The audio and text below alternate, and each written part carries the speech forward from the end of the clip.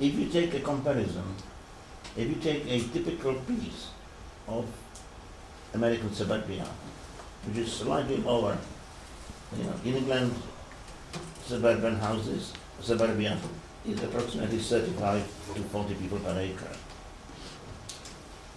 Okay? In America, it's 20 to 25. So there's some difference, but it doesn't matter, it's a suburbia. If you take suburbia and then medium-sized block in Philadelphia, what can be achieved there? Now, if you put all together the way of life, the whole cycle of it, which means movement, transport, accessibility of things, costs of energy, you can go on the whole spectrum of things that needs to be there in order to exist. The comparison with the suburbia, to put it absolutely crudely before detailed explanation, the suburbia is about 2.5 up to 3 times more expensive to live, to make happen, whatever. And yet, it's a horizontal apartment block when it's built. There's nothing very special about it in terms of nature, gardens, freedom. Plus, most people nowadays are not very interested in gardens anyway. They're just busy with other things. The young generation doesn't seem to be making much of a kind of gardening. People, the garden exhibitions, you see mostly old people there. Maybe there is something is a question of proximity then that would be worth looking at in some detail. What is the difference between the kind of condition of the car and a shopping trolley as opposed to the thickness of our shirts and the question of a packed cafe like the Café des Flores kind of work. So I think that would be in this question of the urban and the suburban a very important part. You see, because when you start thinking about it, and it's done sort of with a great deal of sort of imagination, whatever, and joy. Once you reach a certain point in each of those, say, 3 so far, and start bringing them close together, you suddenly realize a number of things. How much out of the study, say, to do with suburbia, or something to do with the urban interior. Just to give an example, I've been thinking quite a bit, how it could be done physically, in terms of fabric. When you think about it, the adaptation of the traditional urban, and I would prefer so far, call it urban enclosure. People normally refer to it as block. The size of the block and its treatment, its arrangement, differential configuration of the block, if it does take into consideration or take seriously the suburban world, some of the aspects of the suburban world which are not necessarily bad are absorbed in the interior. You get these 2 groups suddenly of problems coming together very much into one possible answer.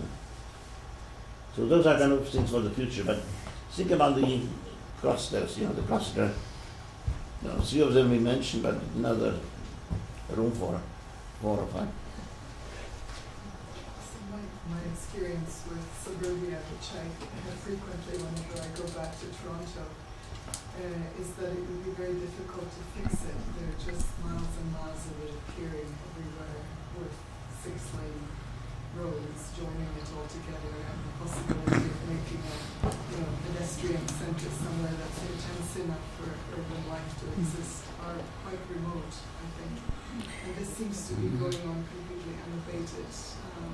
I suppose if there's some new crisis with our ability to drive, this may change, but for the moment, it's difficult. You see, what is interesting about that are, of course, the full, shall we say, the full field of reality that we're dealing with. In a country which is relatively well off, and the criteria are established already for some time, etc., etc. This, what you're saying, is certainly true, no doubt about it. But the situation is changing very dramatically. And you can hear it certainly in the less off countries, particularly in Europe. There has to be some kind of a new answer to problem of transport, price, how you go, accessibility of public facilities, where is your health center, where is your dentist, where is your optician, whatever. So, situation is changing, and we still operate, quite frankly, on a level of dreams. And the Western European view, and America in particular, is so unreal and unrealistic. They cannot resolve their own contradictions, like, who is poor and who is rich. The poverty is just astonishing. And they would never resolve it. It's not possible to resolve under the existing conditions unless you start changing, making compromises from both ends. So, in one word, situation is not really the same in 5 to 10 years. It's changing already now. And I'm sure that, if you push, a little bit, look at it more closely simply. Number of things that people would say, I don't want to leave my suburban house. You discover that the reason for it are not really that many. And those that are there, real ones, can be very easily satisfied with very different solutions. Well, I think there is a very positive thing that young people in particular, have been moving back into city centres, and that's a very positive thing. For example, industrial land is being redeveloped for high-density housing, and so that's great. But Detroit is still going nowadays. Just one final thing. So the question about building cities on a tabula rasa situation. A lot of architecture schools have these types of projects, and of course such cities are now being built in places completely from scratch, and so on. Are you completely pessimistic about the possibility of that being able to reproduce some kind of urban feeling? I must say it does seem like a very difficult problem to me if there's no context. I'm not so sure I understand the question, because it looks to me like two very different questions. So garden cities, the kind of new garden cities from scratch that you mentioned at the beginning, do you think that's a completely hopeless dream? Yeah.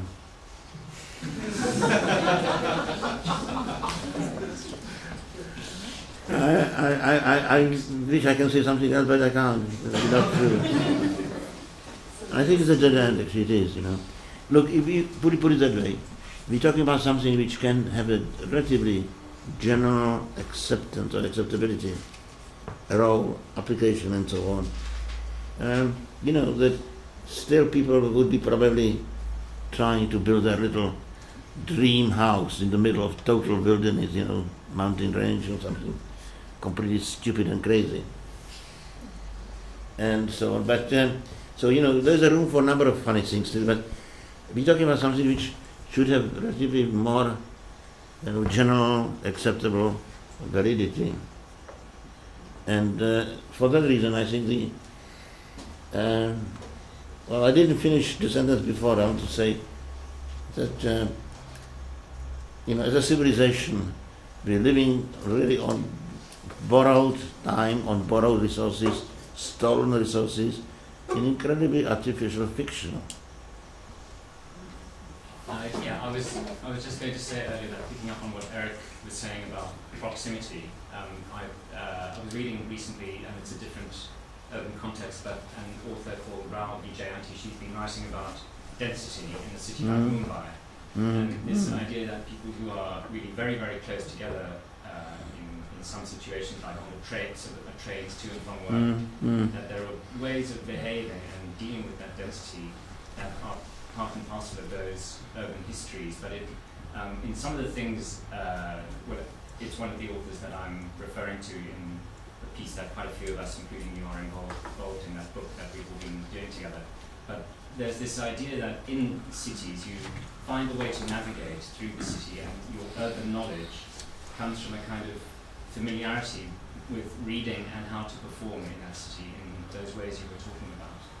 And so I think, especially in a city like London, European cities perhaps as well, we think of this tradition of cities that are cosmopolitan.